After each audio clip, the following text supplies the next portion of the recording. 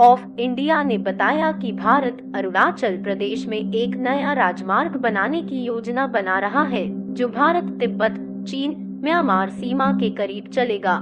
1748 kilometre लंबी 2 लेन की सड़क, जिसे फ्रंटियर हाईवे कहा जाता है, सड़क परिवहन मंत्रालय द्वारा बनाई जाएगी और चीन द्वारा लगातार घुसपैठ के प्रयासों के बीच रणनीतिक महत्व रखती है। राजमार्ग को NH 913 के रूप में नामित किया जाएगा और यह हाल के दिनों में केंद्र द्वारा अधिसूचित किया जाने वाला सबसे लंबा राजमार्ग है।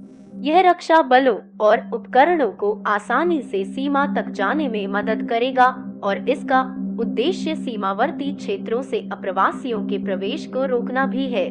9 दिसंबर को पूर्वोत्तर भारत के अरुणाचल प्रदेश के तवांग सेक्टर में वास्तविक नियंत्रण रेखा पर भारतीय और चीनी सैनिकों के बीच हुई झड़प ने भारत में तीखी राजनीतिक प्रतिक्रियाएं पैदा की हैं। रिपोर्ट में कहा गया है कि भारतीय वायुसेना ने बढ़ी हुई चीनी वायु गतिविधि का पता लगाने के बाद अरुणाचल प्रदेश में सक्रिय लड़ाकू गश्त शुरू की।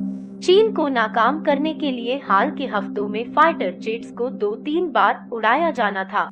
9 दिसंबर को पूर्वोत्तर भारत के अरुणाचल प्रदेश के तवांग सेक्टर में वास्तविक नियंत्रण रेखा पर भारतीय और चीनी सैनिकों के बीच हुई झड़प ने भारत में तीखी राजनीतिक प्रतिक्रियाएं पैदा की हैं। रिपोर्ट में कहा गया है कि भारतीय वायुसेना ने बढ़ी हुई चीनी वायु गतिविधि का पता लगाने के बाद अरुणाचल प्रदेश में सक्रिय लड़ाकू गश्त शुरू की। चीन को नाकाम करने के लिए हाल के हफ्तों में फाइटर जेट्स को 2-3 बार उड़ाया जाना था। बोमडिला राजमार्ग के शुरुआती बिंदु के रूप में काम करेगा। इसके बाद यह भारत तिब्बत सीमा पर निकटतम बिंदु नफरा हुरी और मोनीगोंग से होकर गुजरेगा। जिडो और चेनक्वेंटी चीन सीमा के निकटतम बिंदु भी राजमार्ग द्वारा कवर किए जाएंगे। यह भारत म्यांमार सीमा के पास विजयनगर में समाप्त होगी। सड़क परिवहन मंत्री नितिन गडकरी का अनुमान है कि इस परियोजना पर लगभग 27,000 करोड़ रुपए खर्च होंगे। हालांकि सरकार लागत कम करने के तरीके तलाश रही है। गलियारा का लगभग 800 किमी ग्रीनफील्ड होगा क्योंकि इन हिस्सों पर कोई मौजूदा सड़क नहीं है। कुछ पुल और सुरंग भी होंगे। हमने 2024-25 में सभी कार्यों की स्वीकृति को पूरा करने की योजना तैयार की है और आमतौर पर इसमें समय लगता है। सड़क को 9 पैकेज में बांटा गया है।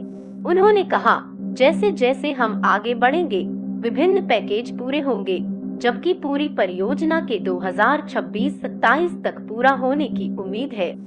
सीमा अवसंरचना पर अधिकार प्राप्त समिति ने शुरुआत में 2016 में एक सर्वेक्षण और एक विस्तृत परियोजना रिपोर्ट DPR तैयार करने की सिफारिश की थी।